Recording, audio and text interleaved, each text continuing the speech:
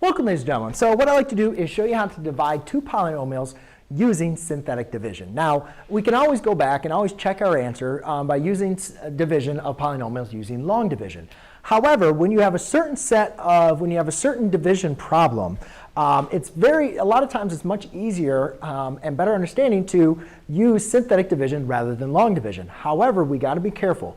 We can only use synthetic division when we have a divisor that is a linear binomial. Linear meaning the power is 1, and binomial meaning that there's two terms. So you can see in each case, my divisor is always a linear binomial. It can be if I have a divisor that's like x squared or x cubed or anything like that, it's not going to work. Okay? You cannot use synthetic division. It's only when it's a linear binomial. So now let's go ahead and get into our division. So remember, when we're using synthetic division, a lot of times I talk about divisor, dividend, and quotient. So divisors, we're going to be dividing into our function, into our polynomial. Or dividing into our dividend. So dividend, divisor, dividend, divisor, dividend, divisor. So the main important thing is if something divides evenly into it, right, that means you can multiply it back by something else to get back your polynomial.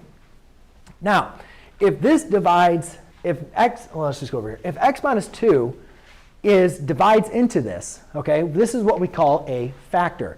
And basically what we're going to be doing is when we're dealing with factors, that's going to help us find our zeros and our roots and so forth of a polynomial.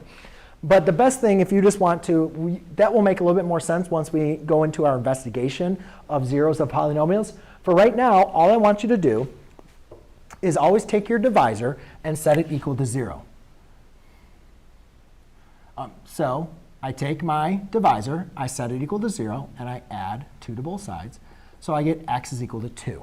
This would actually technically be a 0, which we'll again get into later. But this is what we're going to use in our long division. So I'm going to use that number, 2. Then what I'm going to do is I'm going to create like a big, nice little L.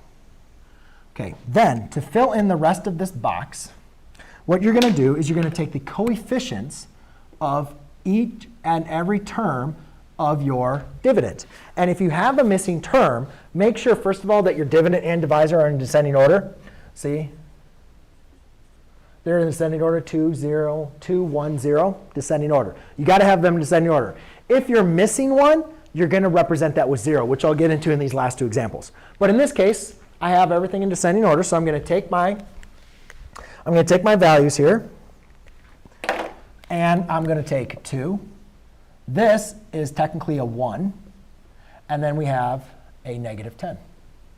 OK, so the synthetic division algorithm, basically what it tells you is once you've taken your 0, take your factor or your take your factor, set it equal to 0, solve. Then you take your 0. Then create that. You take the coefficients of that. Then what it tells you is the first term you're going to bring down. So that becomes a 2. Then you multiply diagonal, add vertical. So 2 times 2 is 4. 1 plus 4 is 5. 5 times 2 is 10. Negative 10 plus 10 is 0. Now what we need to do is we need to be able to write the quotient, right? Write the answer. We just have a set of numbers. So the trick is the last number is always going to be your remainder. Because our quotient is going to be a polynomial. This polynomial times that factor is going to equal this, right?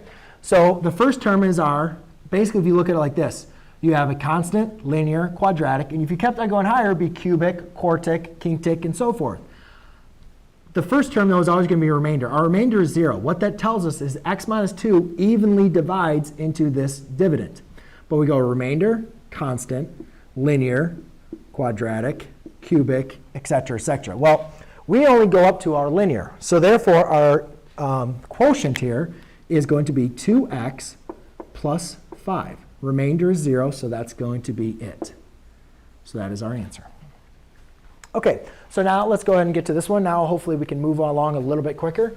Take my divisor, set it equal to 0. Same thing, so x equals 2. So I take 2. Notice there's no missing terms. OK, it goes down to linear, then to 0. So now I just take the coefficients, 5, negative 6, 3, and 11. Bring down the first one, 5. 5 times 2 is 10. Negative 6 plus 10 is 4. 4 times 2 is 8. 3 plus 8 is 11. 11 times 2 is 22. 11 plus 22 is 33. So now, instead of ending like with 0, that means the remainder is 0. Now we end up with a remainder. So that tells us that our divisor does not evenly divide into a dividend. So 2 would not be a 0 of this polynomial, which again we'll get into later. I just thought I'd say it. But anyways, it doesn't evenly divide. It's like 5 divided by 2. 2 doesn't divide into 5, right? It has a remainder of 1. But we can still write the quotient. So that's the remainder. Remainder, constant, linear, quadratic. And each of these values represent the coefficient. That's the constant, and that's the value of the remainder.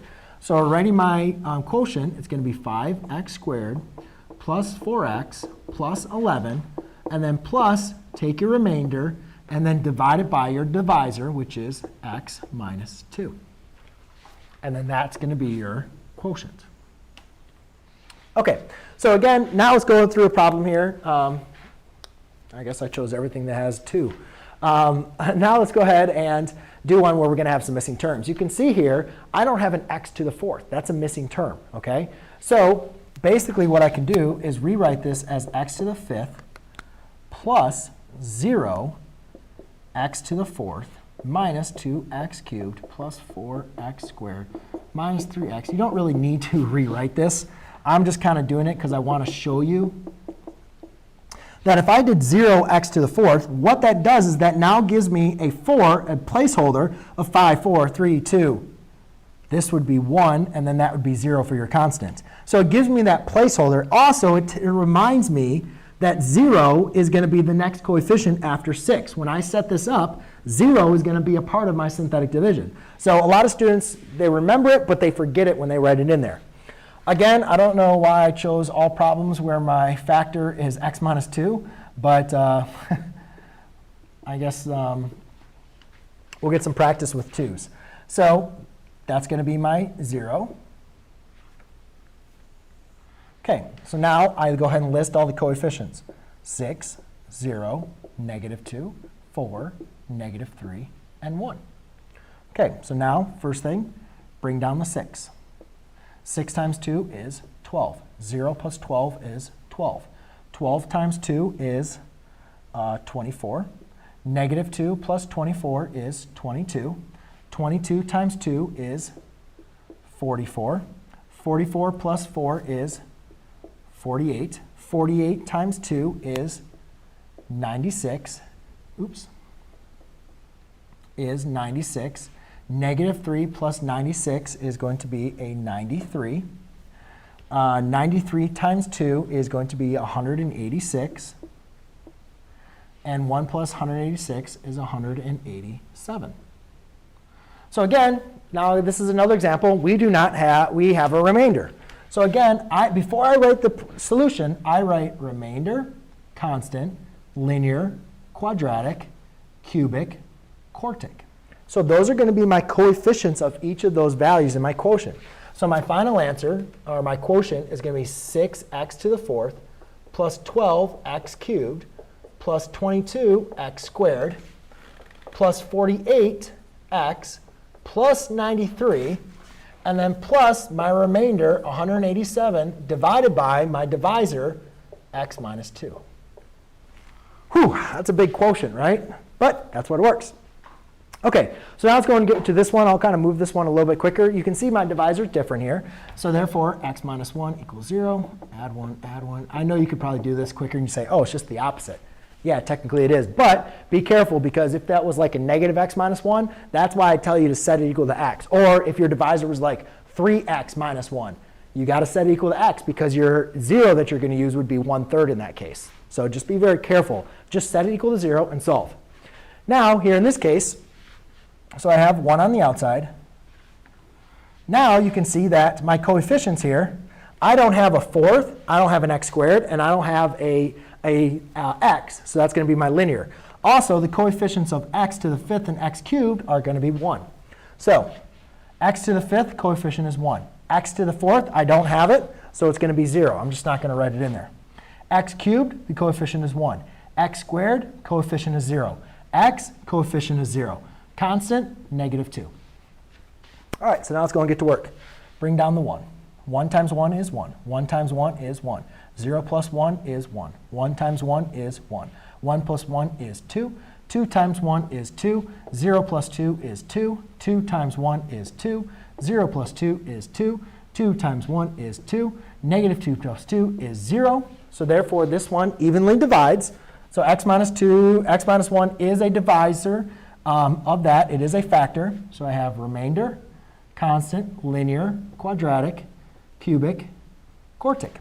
So since those coefficients are 1, I'm not going to write them in there. I'm just going to write x to the 4th plus x cubed plus 2x squared plus 2x plus 2. And I don't need to write my remainder because there is no remainder. It's 0. OK? There you go. So that is how, ladies and gentlemen, you divide two polynomials using synthetic division. Thanks.